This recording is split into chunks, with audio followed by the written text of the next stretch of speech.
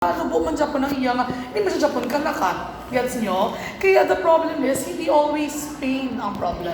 You have to understand kung ano ba talaga ang mas important, the functional side of it or the pain itself. Kaya I don't want you to answer me na ang problem list nyo, unahon nyo ang pain, kaya i-tense nyo lang na, or i-hotbox nyo lang na, or i-ice nyo lang na. Kaya siya number 1. Gets? Diyan na tawag ka. Kitawag ka niyan. Nakita ko na, Gets? Sige, isa-isahon ka ha. Una ko tayo si PT diagnosis. PTDX. It will be documented like this. A. PTDX. MDX of black. Balik. Medical diagnosis of black. Bali, ang pangkilit, ang diagnosis lang yun sa doktor. I-copy nyo lang na siya sa copy nyo nga diagnosis sa doktor. Gets? So, medical diagnosis of black. For example, si doktor na kang bali. Complete, ako na rin, complete rupture of left ACL. Amo na yung nakita niyo sa chart, amo na i-copy niyo sa doktor, amo na MDDS. Yes. In the event, for example, na gusto niyo i-classify si patient, for example, complete rupture of left ACL phase 1, for example, mabutang ka mo dira, PE impression.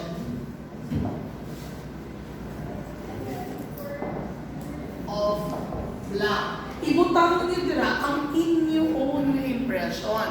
Gets? For example, complete rupture of left ACL.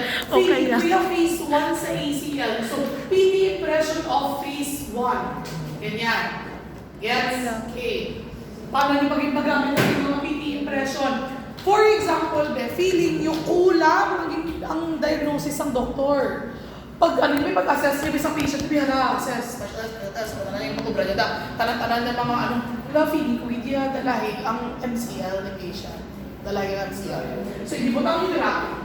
And the diagnosis of complete rupture of left ACL with PT impression, with PT impression of, yung copy still. Kung ka-agree ka mo complete rupture, i-copy nyo of, isulat ko na rin kaya wala ko may space, of complete rupture of left ACL, for example, mild sprain of left MCL. Miss, doktor na pala miss, gidugag-dugangan ko. Doctors are professionals, PTs are professionals. Hindi kita enclosed lang sa ila lang kanya desisyon. Because, I'm not saying na may aragid ha, pero not all the time tsakto ang doktor. Especially, kung for example, ang doktor, 5 minutes lang na nila nakita ang patient, ikaw 6 meetings. So that's how many hours? 6 hours as compared to 10 minutes with the patient. So, feeling mo, may impression, pag hindi nga miss, may MCL, gidya misya, mas Dr. ACL lang, pero ako yung misya, MCL gidya. Your entire soap note is your own documentation.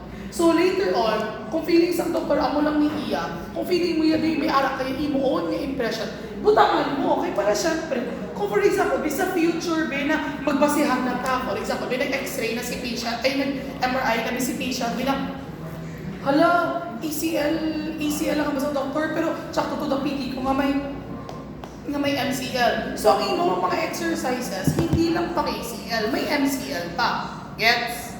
Gets nyo? Okay. Another instance, kung saan ka magsulat PT impression, kung totally lainay ka mo diagnosis ng doktor. For example, PT ay MDDX of, kunyari, right adhesive capsulitis. Pero upon inspection, wala capsular pattern, wala lang gid. Feeling ko, sige nga, assess ko ang supraspinatus lang. Supraspinatus nga. So feeling mo, MDDX of right adhesive capsulitis, Pero PT impression mo is right supraspinatus there. So you write MBDX of right adhesive capsulitis with PT impression of you do not copy the MBDX kasi you do not agree with MBDX. So instead, with PT impression of, you write a different diagnosis. Kasi that's merely your impression. You're not diagnosing. That's your own impression. Now, what is the clinical relevance of this in the future? For example, Ben, kambalang ka mo sa doktor na amo ni iya nga disease. So, amo ni i-treat mo. Ikaw, you're very adamant talaga eh. You're very, very sure talaga na, you're very sure. I mean, Paano ganun mag-ano? wala. Critical importance of this later on. For example, Ben, tagaan ka sa doktor, Ben, na ad-cam sa mga patient, pero wala siya pinaghatag treatment. Ikaw yung mismo, yagang ba? Kaya, ay, sure, kaya nga, supraspinatus. Ay, kung i-treat ko siya as ad-cams, hindi ka rin maging effective ang PT ko, ako pa hindi ka rin basulod. Pwede, legally, you can document it through here. Yes?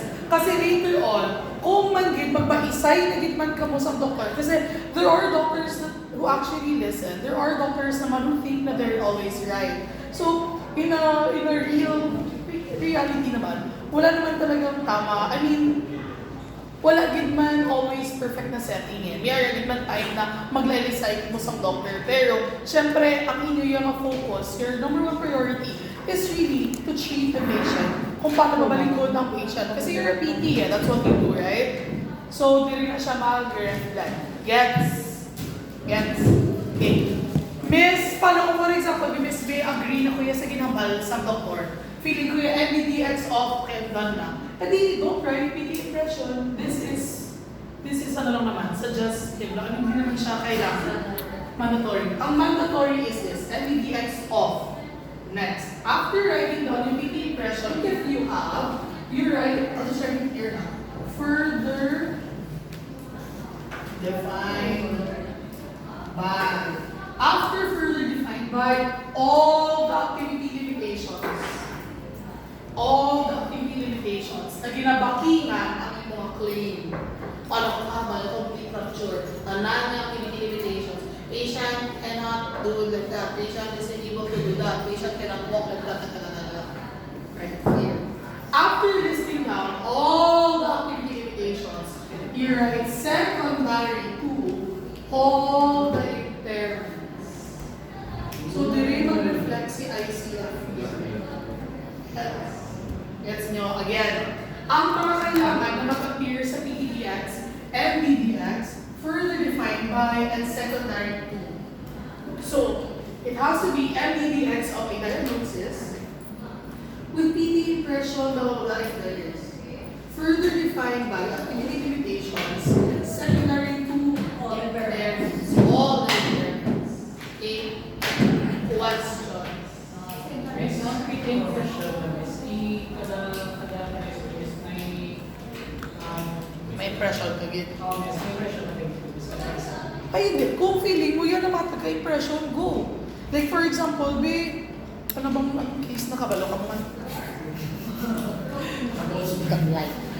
For example, may later on you'll know na ang myocardial infarction may classifications na eh. May New York classification kita na class 1, 2, 3, 4. Di for example, may hambas ang doktor, may MI lang. Ikaw yan, BIBO, PT. Kaya gusto mo siya i-classify din para lang makitaan sa paper na feeling mo, class 2 siya. So, PT impression, class 2. Pero kung complete naman na ginabas ang doctor, then feeling mo, ay, mukhang okay naman. Pwede without PT impression lang. It's fine. If walang PT impression, wala talaga. Unnecessary yung mga 455. Ay, hindi. Kailangan hindi ka alam. Dapat rin yung similarity. Ang PT impression pa rin yung kakson. Pero dapat, Dapat pali. sa diagnosis, siya ang supports diagnosis. Yes. I-hard ko ang dapat ara ha. Ara dapat ang MBDX, ara dapat ang further defined, ara dapat ang secondary. Story nga ang suggested lang. Kung feeling mo lang yung nagtugang or feeling mo lang yung buka. Okay? Ako, naging ko sa students na nag-secondary nag-PT impression of, primarily mo own impression. Kasi all the time, yung mga functional, ano lang naman, safe lang naman yan. Kasi guys, notes na naman yan. Questions?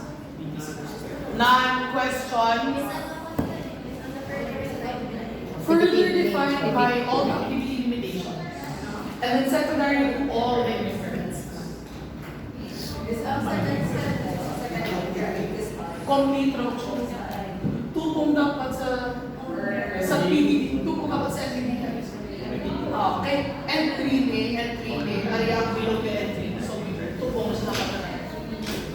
Yes. Sige, i-raise ko namin ko sa mga sa PDDS. One. Next.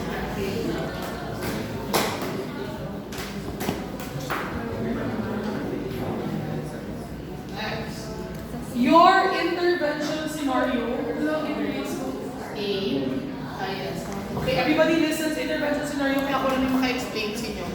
For intervention scenario, you only have 3 scenarios.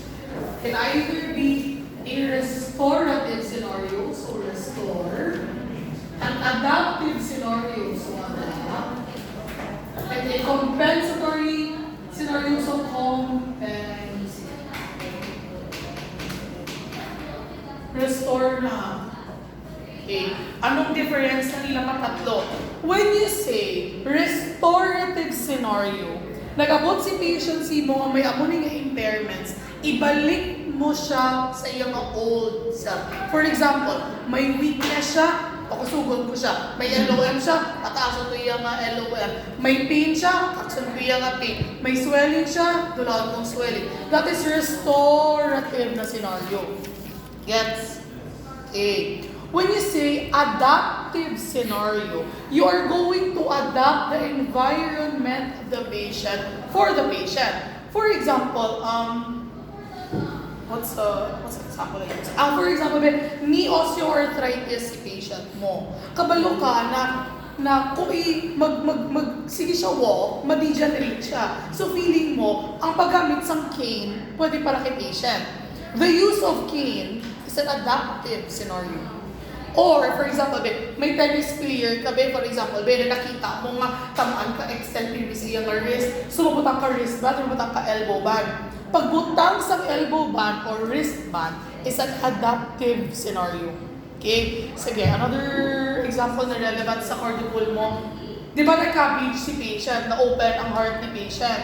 So we use splitting. Splitting, we use a pillow. For example, mag-ubo si patient, kung mag-ubo si patient, i-hold niya ang pillow para hindi niya ma-feel na magbuka niya ang heart. So, splitting, gets? So, mag-ubo siya or mag-achieve siya or mag-yawn siya, split mo.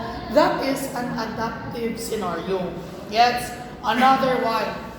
For example, ang walking ni patient, kung magdali-dali si patient, lain para sa iya. So, gusto mo mag-incorporate, mag-pacing kang pirmi. Walk slowly, walk slowly, walk slowly. That is, again, another example of an adaptive scenario. Gets? Gets nyo? Okay, next. When you say a compensatory scenario or compensate, you are going to use a body part to replace the function of another body part na hindi na makaubra sa iyang function. For example, may ara ka patient, biga painter siya, gusto niya mag-paint. Right-handed siya, gusto niya mag-paint. Pero nautog niya ang kamot. Hindi man pwede nga mag-restore. Kaya ano i-restore? Mautog na ganit niya ang kamot. So, you're going to use the left side. You're going to compensate sa left side. Gets nyo? Or for example, bilang SCI patients nyo what do you know about, sige, ang SCI kasi is, sige, spinal nerves ang affected. What do we know about spinal nerves? They are they are part of the central nervous system. What do we know about the nerves of the central nervous system? They do not regenerate. So once ganit, naigo na si spine mo, na-paralyze si patient mo, forever na siyang paralyzed. So you're going to compensate other body parts for the patient to do its normal activities of daily living. Not unless kung may robot, kada ka nabalaan niya mag-walk para si mo. So that's adaptive. Gets? Gets niyo ba? Yes. Or na-lost? Gets? Sige. Sa clinical setting, hindi naman always purely restorative, hindi naman purely adaptive, hindi naman purely compensatory. So we make use of your primary and secondary. Okay? When you say primary, ang mugit na ang main scenario na gamiton mo kay patient. So for example, pwedeng primarily restore, secondarily adapt. Kasi aside from me restoring, ma-adapt ko yung dapat ma-use ko siya Japon amo na. Yes? So primarily restore, secondarily kunyari adapt. Pwede naman, duwa ka primarily restore and adapt kasi of equal importance sila. Dapat i-restore ta siya, at the same time, dapat i-pacing ko yung si patient. So, dapat primarily restore and adapt siya. Doka mo na, pwede lang yan. Yes? So, you make use of the primarily and secondary. Now, how do you document? After deciding, based on the PT diagnosis, you make your own intervention scenario, right? So after making your own intervention scenario, sige, based on these impairments, ang ko brown ko kay patient, feeling ko restore, primarily restore, secondarily adapt, for example. Intervention scenario, primarily restore, secondarily adapt. And after that, you explain. Yes. You explain na primarily restore, secondarily adapt. Example, the impairments of the patient can be the impairments of the patient in its nature can be restored. So I chose yung restorative way, or like we need to incorporate pacing to be able to hindi ma-debilitate lalo si patient, so you use the adapt. Ganyan. Basta explain. Gets? Gets or malumpat-lumpat ka baliwa? Yes. Question. Minsan sa restore, minsan na may 100% restore sa mga doctors. Sa 100%, minsan na Because alam nga pala to. Ano naman? So, Gawin lang to. Pinagalis na yung restore lang minsan na wala na. Oo, pwede lang gid. Pwede ka man ka-restore alone, and then explain mo lang. Pwede ka man ka-adapt alone, and then explain mo. Pwede ka compensate alone. Pwede gid. Ikaw bahala. Basta binabdo ka scenarios, ikaw bahala kung ano imo nga. Paano play ang scenarios. Gets? Mas kung restore lang, minsan na ang restore maliligaw. Primarily restore and then explain. Dapat kung may primarily din dapat. Okay. Bisa mo lang secondary. Questions? None? Questions? Okay, next. Now, based on your intervention scenario, you're going to base your LTG. What is your LTG again? When you say LTG, from start to finish, except for actual phases. For example, sa cardiac rehab, tagaan gabi inpatient, for example, ang imong LTG sa patient, asa sa makalakat siya. Siyempre, realistically, hindi man na sa imo hospital magpa-treat si patient Gets niyo ba? So sa inpatient, outpatient. Gets? So kung for example, si pigaan ka patient, biga inpatient, ang imong LTG, hasta lang, let's say, 2 weeks lang. Max, or like 1 month, or like less than a week lang okay lang yan. Basta inpatient, realistic naman. Gets? Sige. Now, how do we make an effective LTG? LTG naman. For an LTG to be a valid LTG, it has to have the ABCDs of LTG. ABCD. A, audience, or the individual, B, behavior, C, condition, D is degree, or time. Okay. So, audience, individual, behavior, condition, degree, or time. Now, paano na siya na-classify? When you say individual, sinugit pala ang dinatreat mo. Usually, yung patient. So, almost always, yung individual is the patient. So, you're right. Patient. Behavior. What functional activity ang goal mo gid sa patient? For example, patient will be able to walk. So walk is a functional activity. That is your behavior. Patient will be able to walk. Notice, I'm using the future tense kasi it's your plan sa patient mo. Hindi naman, patient is walking. Patient will walk. Will be able to. Okay? When you say condition naman, you define the functional capability of the patient. For example, walk on level surface for how many meters? Gets? So, yung condition, you're going to describe the activity of the patient. Kung walking alone, very, very vague. So, you need to define how far ang iyong walk, on what walking surface. So, for example, patient will be able to walk on a leveled surface for approximately 30 meters. It gives a condition sa behavior. Gets ka? Gets? Okay. Pwede rin, for example, patient will be able to walk on community ambulation. Like, pwede siya ka-stair neck, pwede siya ka-walk on uneven surfaces. For how far, for example? Okay. It defines lang the behavior. While the degree or time, kung what period of time mo siya ma-achieve. For example, patient able to walk on a level surface for 30 meters after kunyari 6 months of PT session. Kunyari din yan. Or balik, after 6 PT sessions.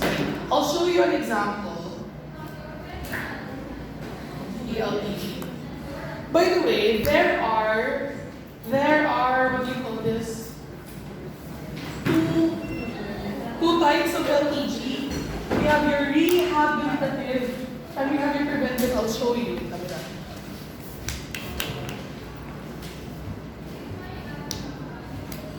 Ay.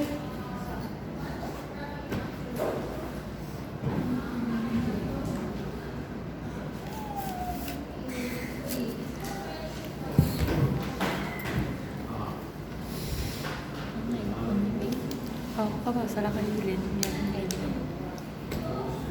Susunod ito.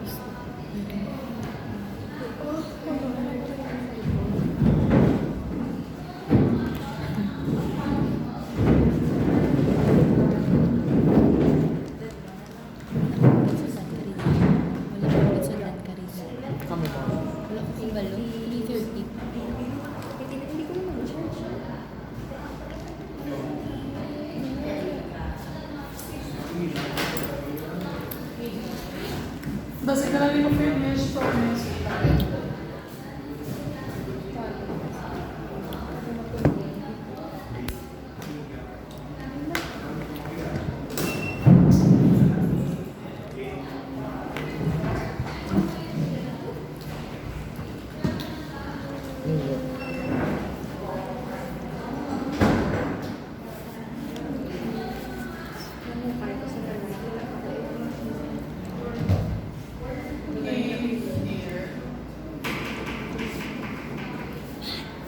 Ang manigali ang itsura sa report na expect ko sa inyo ay pasa naman. Oh my God. May ako dapat may explain sa relevant lang na APK. Pero just the relevant. Love. Uy!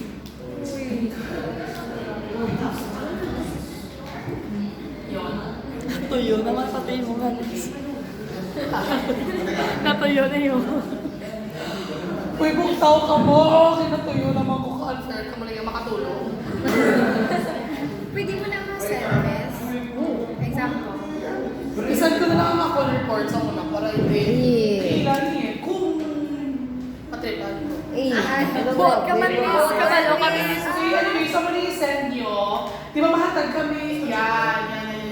Mahatag ka mo sa findings, tapos i-explain nyo sa akon kung consistent ba siya sa finding. Like for example, a 42-year-old male patient, nakita niya sa Sullivan na common sa male patients ang MI. So, nasok siya sa banga. Baka mo na. Sa isa ka na discuss. Siyempre, kung reporter ka. Explain ko man sa inyo kung paano mag-report. Paano na? Oo, syempre, para subong pa lang mabudlayan na ako. Para, hindi pa kinabudlayan. Subong pa lang, the proper term is, subong pa lang mahasa ka mo. Kaya para, pag-abot sa clinic, pag natagaan ka ng patient, kapag lang makakuha ng ground, hindi ka mo depende sa doktor. It's the work!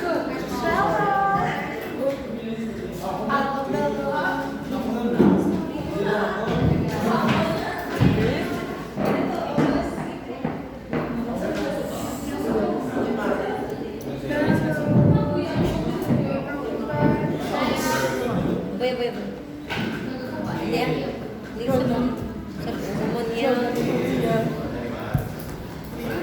Yung ang S part, Bola baba.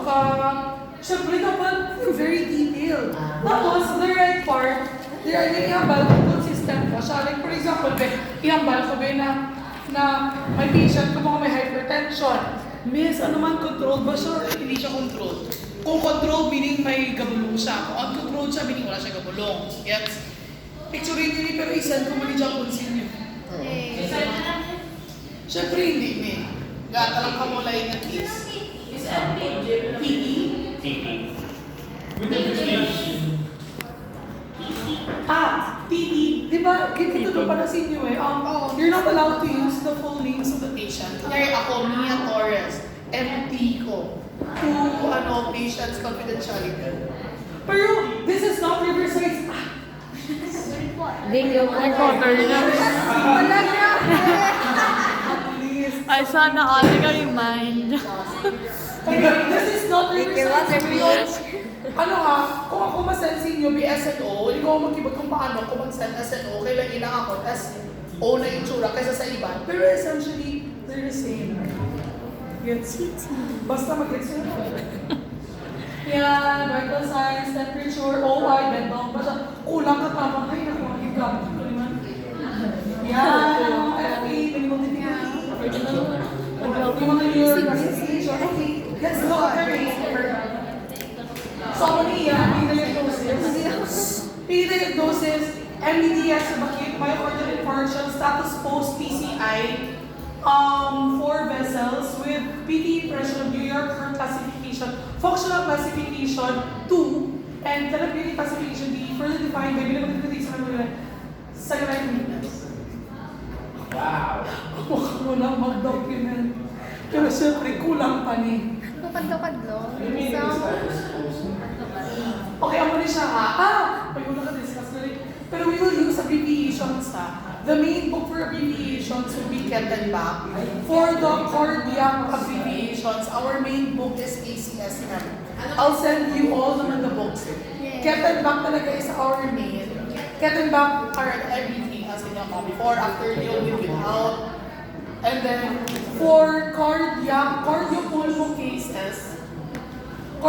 cases, we use ACSM. So, mga PCIs nyo, cabbage, PCMC, BTCC, BTP, BBB, tama. Tanan sa ACSM. Para kayo chinig ka pa sa mini. Yes. Kasi notes siya, dapat shortcut. Okay? LDDX. Ang kailangan nyo yung graph timanaan ni LDDX. Nagbutang siya TT impression, further defined by secondary. Yep. English na nag-room. Okay, ang muli ang intervention scenario, primary, secondary, and then in-explain niya lang. Okay. Sige, I'll show you how to make yung LEG. Yan. Di ba I told you, there are two types of LEG. First is rehabilitative, next is preventive. When you say preventive kasi, sometimes parang ako na siya ang precaution sa patient na hindi dapat ubrahon. Kasi it's going to be part of your LPG because we want our patient to really understand na hindi niya pwede ubrahon ang amuni in this span of time until sa matapos na maging totally okay na siya. Gets? Kaya siya naging part ng LEG. Gets nyo? So when you say, my rehabilitative LEG will be the LEG that I wrote here, your ABCDs. Your preventive will be kung ano ang gusto nyo na ma-inculcate the patient after your something treatment. For example, patient will be taught of the importance of adhering to precautionary measures and risk factor modifications such as integrating proper nutrition and exercises done at patient's own pace after 2 physical therapy sessions. Gets? Okay, next. Based on your LEG, you are now going to give a prognosis. Amo na siya mag-document LEG ha. Duwa dapat. May rehabilitative and may preventative dapat. Dapat yan ha. Bali, ang magaling na ay sa Okay, next. Prognosis. Balik ka maging excellent. Good. Fair. Good. Poor. Okay. How then will you base your prognosis? For example, syempre sa STG, palang lainay na tanan-tanan nga tao, di ba? Like for example, be, gaan ka mo be, na heart attack na tao be, ako be as a PT be, for example, be, since mas exposed ko sa cardiac patients, kaya ko overall, for example, ma-walk ko siya in, makaduko walking in like, makaduko walking in like 4 mini sessions, like for example. Ikaw naman niya, ang iyong PT, ang iyong LTG, makasitkustan ka in just 2 PT sessions, like for example. Based on your LTG, you are now going to make a prognosis. Sa LTG ba na ginhatag mo, kaya ni patient? Kaya niya. So now, you're going to weigh. These will be your positive prognosticating factors, negative prognosticating factors. Yes, so under your positive prognosticating factors, for example, Ben, may ako yung patient, kunyari athlete siya, gusto niya magbalik ya, kunyari apple sprain, gusto niya magbalik sa rehab ya. Ibutang ko dira, ang positive prognosticating factor niya, pwede age sa patient kasi bata siya. Ang personality sa patient kasi he's really willing to do it. For example, Ben, ang amon niya PT sessions 3 times a week, tapos consistently 3 times a week. That's a positive prognosticating factor. A negative prognosticating factor, for example, with financial